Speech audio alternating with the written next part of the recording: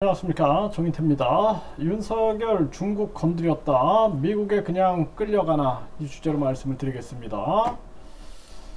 네, 윤석열 대통령이 결국 중국을 건드렸다. 네, 서울신문에서 전하고 있어요. 대만 무력 현상 변경 절대 반대. 네, 이렇게 발언을 했다라는 것입니다. 그래서 이 박진도 이 동일한 발언을 했다라는 거예요. 이 불보듯 뻔한 중국 반발이 나올 수밖에 없는 거죠. 지금 로이터 통신이 중국과 미국의 패권 경쟁 속에서 윤 대통령이 중국이 한국의 최대 교역국이라는 사실 때문에 조심스럽게 접근해 왔지만 대만 해협의 긴장에 대해서는 목소리를 높였다, 이렇게 전했는데, 이게 지금 미국이 바라는 대로만 끌려가고 있는 모습이에요. 이게 참 안타까운 일이 아닐 수가 없습니다. 그래서 결국에는 이러한 긴장은 무력으로 현상을 바꾸려는 시도 때문에 생긴 거다. 우리는 국제사회와 함께 이러한 변화에 절대 반대한다. 네, 이런 식으로 이제 발언을 한 거죠. 그래서 중국과 대만 해협에 대해 강한 목소리를 냈는데, 결국 이제 미국의 입장인데, 사실상 우리나라 같은 경우에는요, 항상 생각해야 될 게 미중 속에서 국익을 중심으로 한 실용 외교를 해야 합니다. 국익 외교를 해야 해요. 그렇지 않으면은 우리는 굉장히 위험한 상황에 처할 수 있다는 것입니다. 그래서 지금 미국 같은 경우에는 기축통화 달러 패권이 흔들리고 있으니까 전쟁을 통해서 이걸 극복하려고 하는 겁니다. 이제는 방법이 없어요. 미국 입장에서는 이제는 뭐 금태환제도 안 되고 페트로달러도 흔들리고 있고 석유 결제 통화가 흔들리고 있는 거죠. 거기에다가 뿐만 아니라 이제는 국채 가격도 떨어지고 있어요. 그러니까 전쟁을 일으켜서 전쟁 물자를 공급하고 나중에 재건을 해준다라는 식으로 해서 또 달러를 빌려주고 또 달러의 가치를 올려가지고 또 강달러, 킹달러, 신달러를 만드는 그러한 작업에 들어갈 수밖에 없는 것입니다. 그래서 지금 중국이 달러 기축통화 패권에 강하게 도전하고 있는 정황이고, 중국도 아니면 죽으니까 계속 그렇게 나오고 있는 거고, 여기에 이제 남아공이라든지 브라질이라든지 러시아, 인도가 가담하는 움직임, 이란, 사우디까지 가담하는 움직임들이 강하게 나타나고 있는 거죠. 이런 상황 속에서 미국은 전쟁 위기를 몰고 갈 수밖에 없는 건데, 지금 윤 대통령이 이쪽으로 지금 뭔가에 끌려가고 있어요. 근데 이번에 미국이 도청을 했을 때 과연 그건 이제 빙산의 일각이다, 저는 그렇게 보고 있습니다. 그래서 미국이 뭔가 책을 잡은 게 아니냐라는 생각을 안 할 수가 없어요. 왜 이렇게 끌려가느냐라는 거예요. 지금 미국과 일본에 왜 이렇게 끌려가고 있느냐, 심각한 문제가 아닐 수가 없습니다.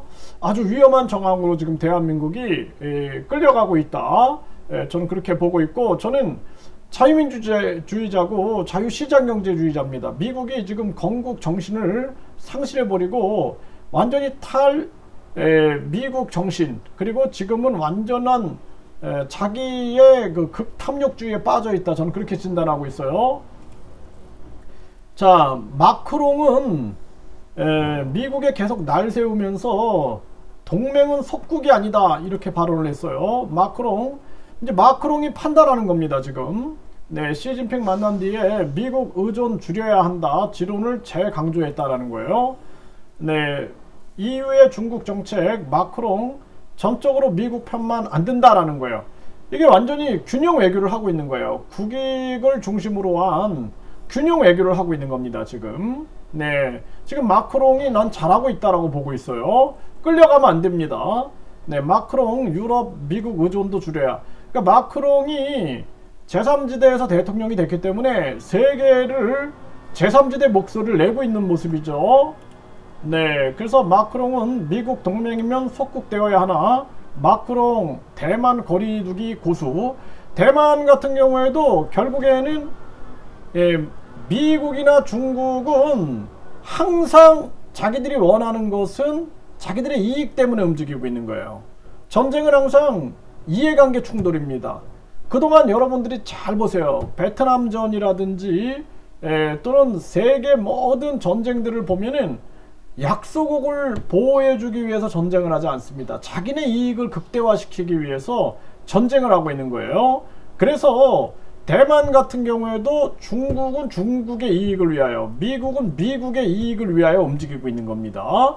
그래서 대만 전쟁이 터지면 미국이 가장 욕심내는 것은 반도체 기술이에요. 반도체 기술. 네, 그래서 반도체 전문가들을 미국으로 우선 이동을 시키겠다라고 얘기를 하고 있는 것입니다. 네, 마크롱 유럽이 미국 졸개냐? 네, 빡친 미국. 그럼 유럽이 우크라전 책임져라 이렇게 얘기를 했는데, 사실상 이 지금 미국의 대리전을 하고 있는 거죠. 대리전을 하고 있고, 지금 우크라이나 러시아 전쟁으로 인해서 사실상 미국이 계속 이익을 본 거죠. 그러니까 유럽 입장에서는 미국이 판을 짜놓고 거기에 끌어들여 가지고 자기들이 원하는 그림, 자기들의 이익만 취하고 있다는 사실을 알게 되는 거죠.